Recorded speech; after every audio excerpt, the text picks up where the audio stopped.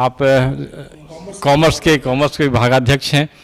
आपसे भी जानना चाहेंगे कि इस लोकतंत्र के महापर्व के अवसर पर भागलपुर के लोग किस दिशा में सोच रहे हैं, क्या सोच रहे हैं?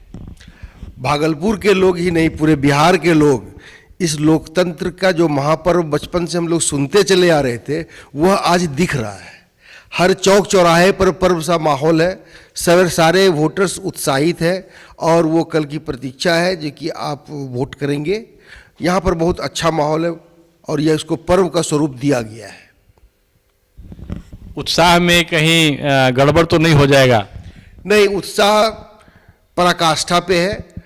अलग अलग पार्टी के जो कार्यकर्ता हैं अलग अलग ढंग से उत्साहित हैं, सबकी अपनी अपनी कल्पनाएं हैं, अपनी अपनी सोच है, अपने मेहनत का परिणाम देखना चाहते हैं, सफल होना चाहते हैं। तो इसीलिए कम और बेशी उत्साह सबों में बनी हुई है, इसमें कहीं कोई ये नहीं है। उत्साह जो बनी हुई है और हमें लगता है कि मेहनत का रंग लाएगा, क्योंकि इस पूरे बिहार की जनता अब दिग्भ्रमित नहीं हो सकती है और इस प्रकार के लुभावे में नहीं आ सकती है।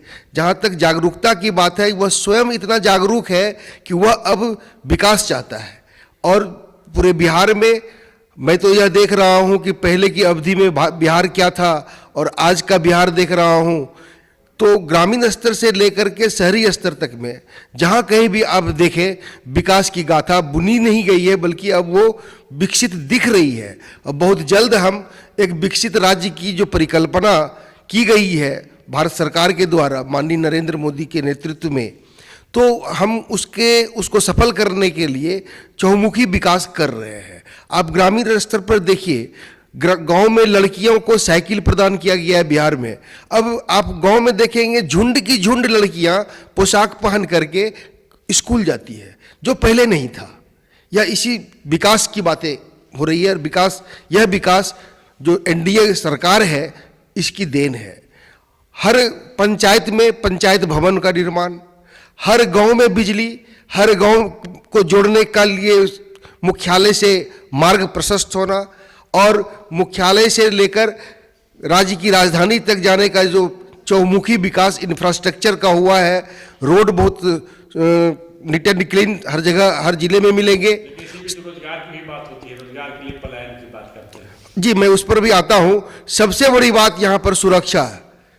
आज महिला सुरक्षित है बिहार में।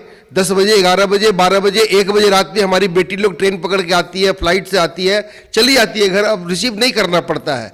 लेकिन अब पहले बच्चों को, अपनी लड़कियों को, माता बहनों को 6-7 बजे के बाद निकलना बड़ा मुश्किल होता था। तो ये सब परिवर्तन है, जनता ये परिवर्तन महसूस कर रही है, इसीलिए वोट देगी ठोक के, क्योंकि उसको अपना विकास चाहिए, समाज का विकास चाहिए। और आपका क्या प्रश्न था? रोजगार के लिए एक वाणिज्य का शिक्षक हूँ, कॉमर्स और अर्थशास्त्र से रुचि है और पढ़ाते भी है।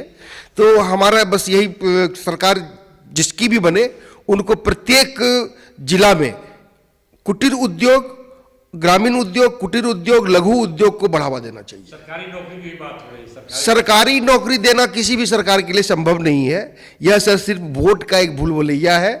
जो भी पार्टी घोषणाएं कर रहे हैं, हाँ, सरकारी नौकरी की तो आप दावा नहीं कर सकते हैं, लेकिन हाँ, आप रोजगार देने का दावा जरूर कर सकते हैं। विभिन्न क्षेत्रों में उन्हें रोजगार देने के लिए दावा करना चाहिए पार्टी के लोगों को। और ये वह दावा कर रही है, लेकिन ये जनता जान रही है कि यह सिर्फ झांसा है और यह सिर्फ वोट लेने की एक रणनीति है। चाहे संख्या कोई लाख बोल रहा है, कोई 10 लाख बोल रहा है, कोई 1 करोड़ बोल रहा है, फंड का है बिहार के पास, कहाँ से पेमेंट करेगा करोड़ों करोड़ों एम्प्लॉई का। लेकिन हाँ, करोड़ों एम्प्लॉई या लाखों एम्प्लॉई को अगर रोजगार मुहैया कराई जाए, सरकारी नहीं, सरकार की तो एक सीमित सीमा है ना, कितना आप सरकारी एम्प्लॉयमेंट दे सकते हैं, तो एक सीमित मात्रा में दे सकते हैं। लेकिन हाँ, निश्चित रूप से औद्योगिक विकास होना चाहिए बिहार में।